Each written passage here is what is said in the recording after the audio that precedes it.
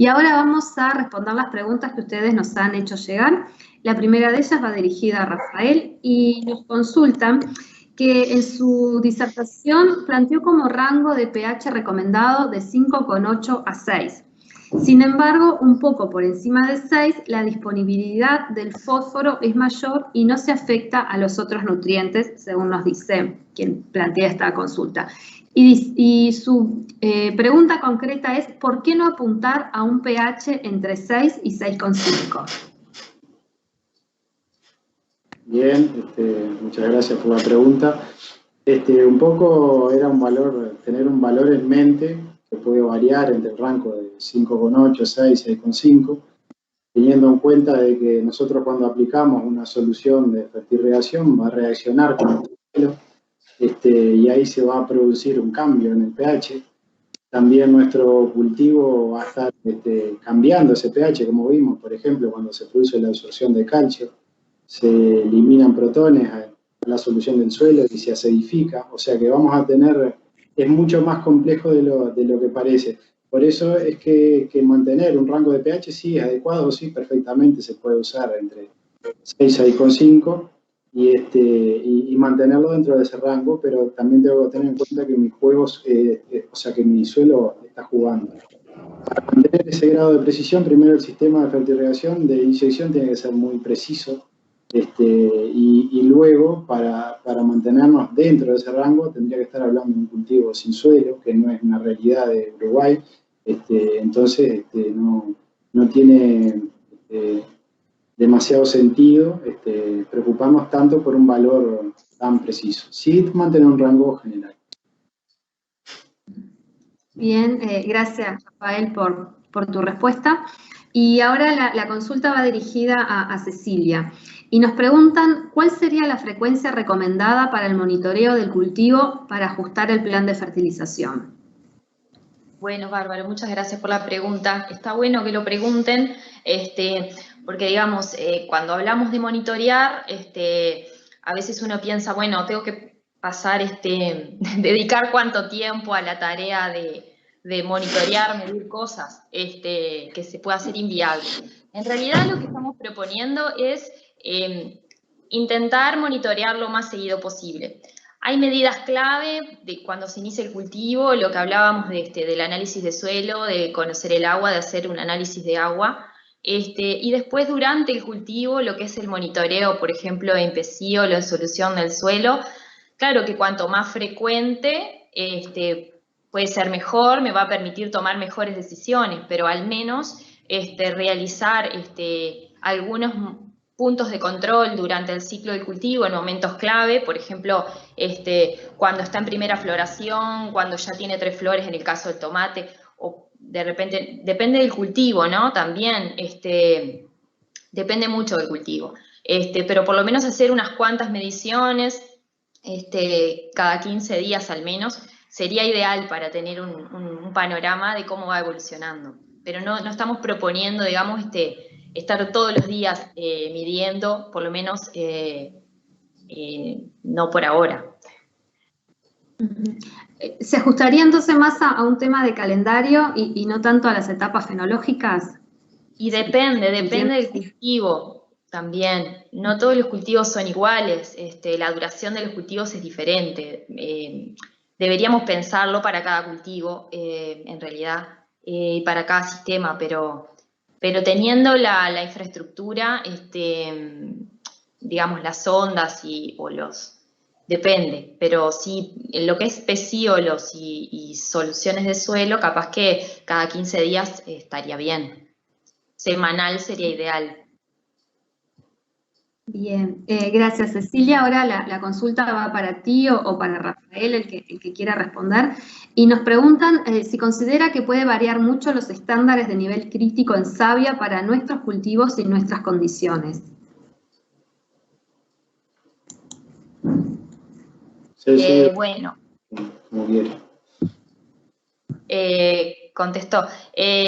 Bueno, en realidad los niveles críticos que estamos utilizando por ahora son niveles críticos de otras partes.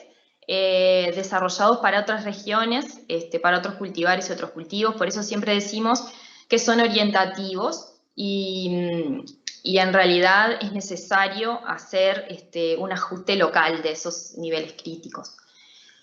Como todavía no tenemos disponible esa información, usamos los valores que tenemos de otras regiones como orientativos.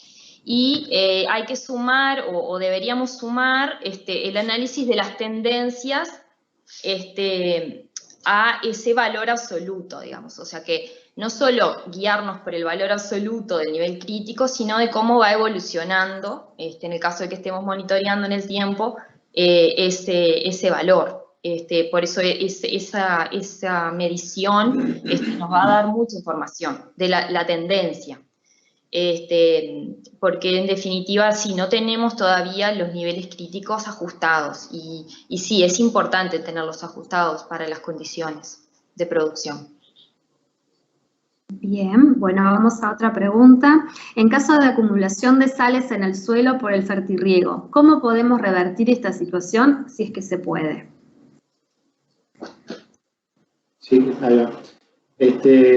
Un poco en el caso de acumulación de sales, habíamos visto que una de las razones puede llegar a ser la propia agua de riego, no conocerla, no descontar los elementos que tengamos que nos realicen un aporte y tener algunos elementos, por ejemplo, como el sodio, que no son beneficiosos.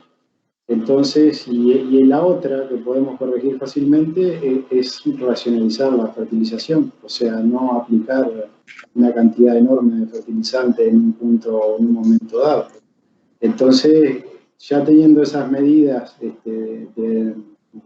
sea, hacer particiones de la fertilización y monitorear cómo va evolucionando la solución de suelo, es una medida sencilla para no tener problemas de salinidad. Y en el caso de que los tenga, o sea, que vaya a aplicar una fertilización o vaya a haber algún error, que tenga algún exceso, puedo tener riegos de lavado.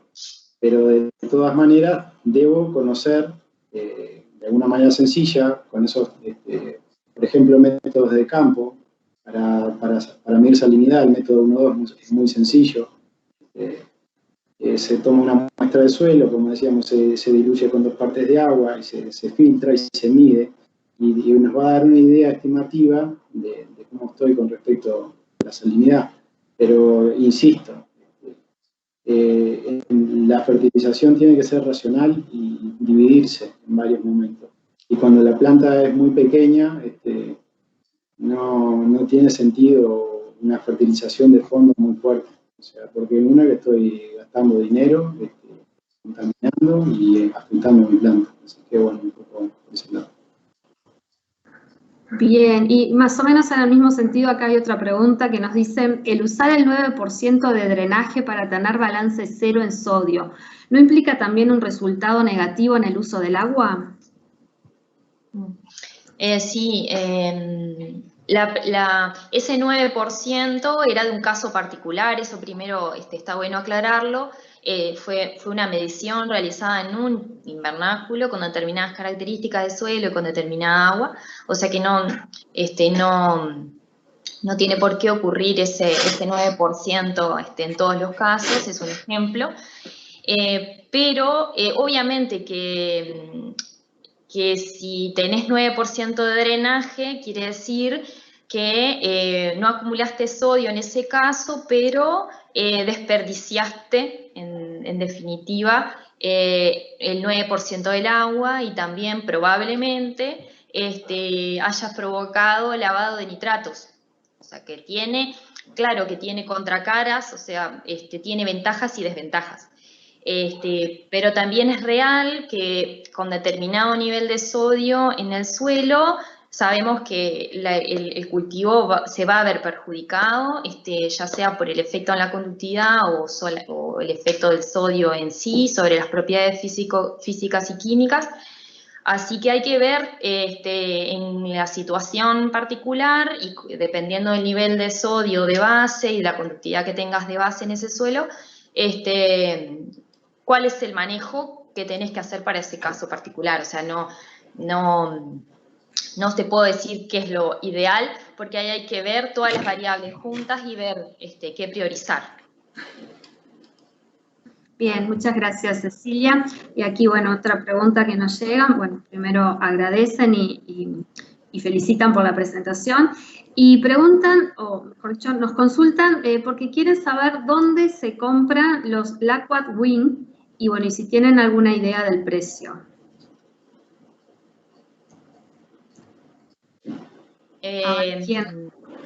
Bueno, en Uruguay, en Uruguay no está disponible, digamos, fácilmente, pero sí se compra online, o hay casas importadoras que lo traen por pedido en Montevideo.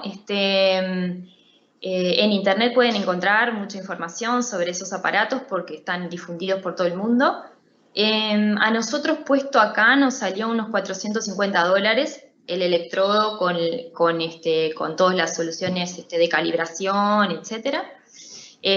No es sumamente barato, pero es verdad que te permite hacer un montón de mediciones con ese aparato. Entonces, en definitiva, en relación a la cantidad de medidas que puedes hacer, comparado con lo que sale hoy por hoy, hacer un análisis foliar, no es tan excesivo, digamos, si realmente se utiliza, ¿no?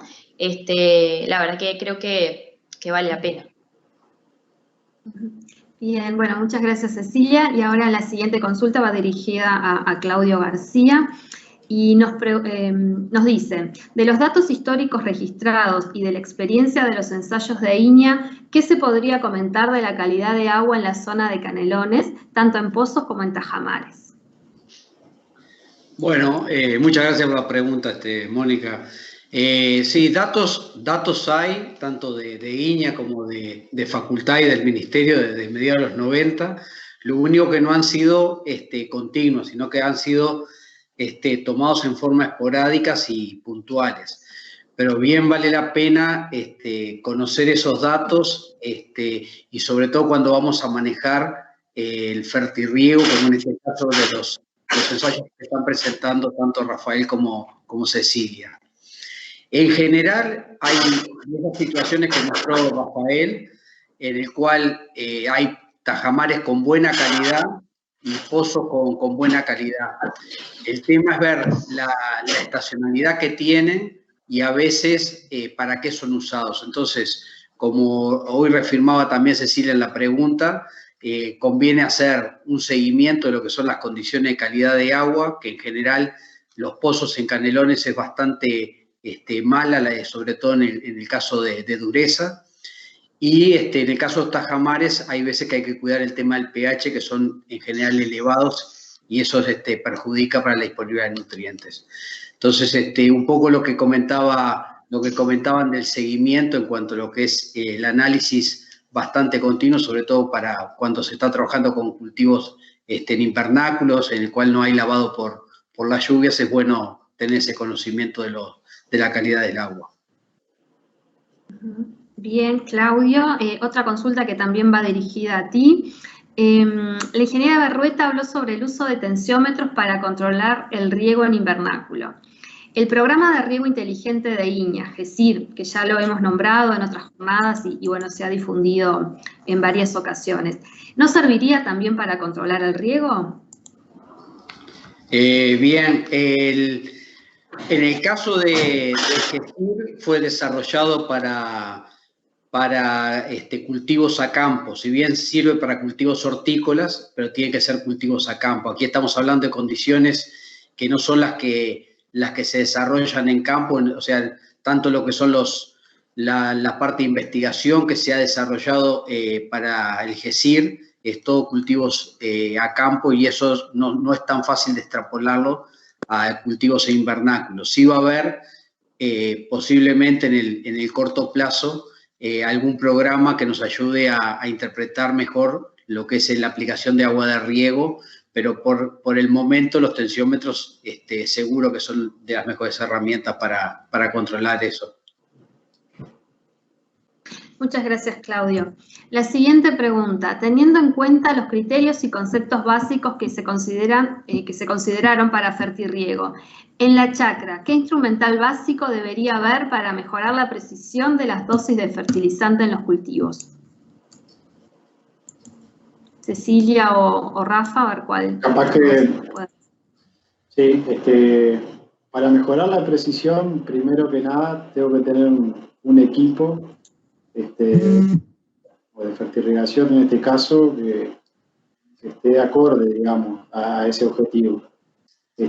Tener una cinta de gotero que esté en condiciones, realizar coeficientes de uniformidad de riego, o sea, que tenga un trabajo previo de tener un sistema prolijo y que me genere la menor cantidad de inconvenientes posible, que lo pueda automatizar en el mejor de los casos, me estoy ahorrando tiempo, incrementando la eficiencia.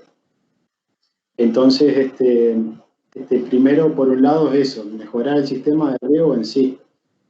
Nos va a ayudar a ahorrarnos dolor de cabeza, sin duda. Y después, como hablábamos de medidas básicas, podemos controlar, ya como dijimos, con los coeficientes de uniformidad, que es un cálculo sencillo también, ver la descarga que estoy teniendo, si voy a tener que usar, si tengo pendiente, goteros autocompensantes, antidrenantes, todo ese tipo de tecnología. Y luego, como medidas básicas, el pH y la conductividad eléctrica serían las medidas como de toma de contacto para ir tomando decisiones, viendo si mi fertilización está siendo correcta, si mi máquina está funcionando de la manera que le estoy indicando, si no, bueno, tratar de hacer las correcciones. También, como decíamos, que no llenamos de medidas, porque nadie va a tener la constancia de hacerlo, pero sí de manera puntual, tener medidas que nos ayuden a entender y sobre todo que nos ayuden a entender que en muchos de los casos se pueden estar cometiendo exceso de fertilización, que tienen problemas luego de desbalance de nutrientes en el suelo y que seguro van a tener efectos en la planta. Un poco ese sería el camino de mejorar mi sistema de riego. Luego empezar a monitorear y para tratar de lograr el éxito. Bien. ¿Y cuáles serían las medidas de las que se debería partir en los cuadros de las chacras? ¿Cómo se establece la línea de base de cada parámetro para ajustar luego en cada cultivo? Es las otras dos consultas que nos llegan. Si sigo, Ceci, como quiere. Sí, capaz que si se te ocurre algo más, Rafael, agregá. Sí, que básicamente que vimos que hay que tener números grandes en la cabeza, de valores de conductividad eléctrica y de pH, para no tener ese tema de exceso, que es lo más frecuente. Porque como decíamos en la charla, este monitoreo está pensado para el fertilero se vaya dando de a poquito durante el ciclo. O sea que no está pensado para una fertilización convencional, digamos, porque no tiene sentido, porque ya sabemos lo que va a pasar en la fertilización convencional. Si aplico el nitrógeno todo junto, seguramente voy a tener un pico altísimo de conductividad eléctrica en el suelo, voy a tener problemas de pH también, o sea que también, digamos, va un poco de la mano con racionalizar la fertilización. Como resumen, dos medidas básicas, pH y conductividad, esas no pueden faltar en un buen sistema de fertilización. Sí, capaz que partir con el análisis de suelo y el análisis de agua, como las dos herramientas básicas y elementales. A partir de ahí todo lo demás que se pueda hacer ayuda, pero eso es como lo primero, ¿no? No agregar fósforo de base sin tener un análisis, ver si ya tiene fósforo, cómo está el suelo, que capaz que no necesita, esas cosas son como las básicas. Sí. Bueno, gracias, Cecilia y Rafael, muchas gracias. Y una casi última pregunta, la del estribo, como dicen, que llega y lo saca un poco del tema hortícola. Nos preguntan si tienen experiencia y conocimiento del uso de medidores de ion selectivo en otras especies no hortícolas, como son forestales en vivero, y puntualmente preguntan por el eucaliptus. Si tienen alguna información sobre eso o alguna investigación. No, en eso puntualmente no hay información, pero sí, en la parte de viveros forestales sí que sería interesante. La mayoría de las producciones en contenedores o en envases, o sea que ahí sí la fertirrigación tiene que ser muy precisa para controlar una solución. Sería interesante medir nitrato, potasio, calcio, el resto de los nutrientes, porque ahí sí todo el éxito que tenga va a ser digamos, de que en el caso de nutrición va a ser el que esté diseñando la solución de segregación, y todos los errores prácticamente también van a ser del que diseñe.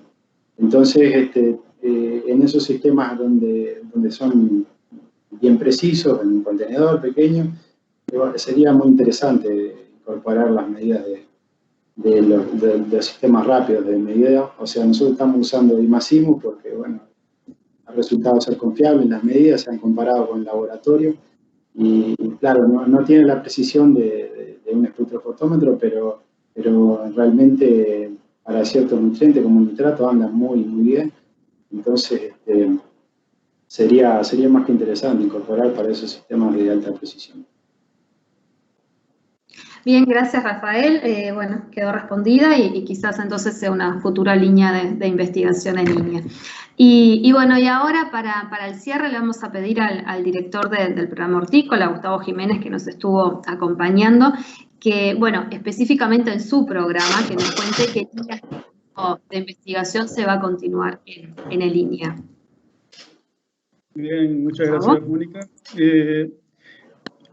Bueno, como ustedes vieron, en este tema de fertirriego, se retomó, digamos, la investigación. Era un debe que teníamos a nivel nacional, porque hace mucho tiempo que no se trabaja en estos temas, y era necesario una actualización, y era necesario generar información nacional, porque como ustedes vieron a través de las charlas de los colegas del equipo, los ajustes de fertilización y riego y el uso del agua son locales. La información necesaria es la nacional. Más allá de que haya estándares internacionales, es muy necesaria los ajustes locales para esto, como en otros aspectos, ¿no? Pero acá ustedes vieron la complejidad que tiene el tema.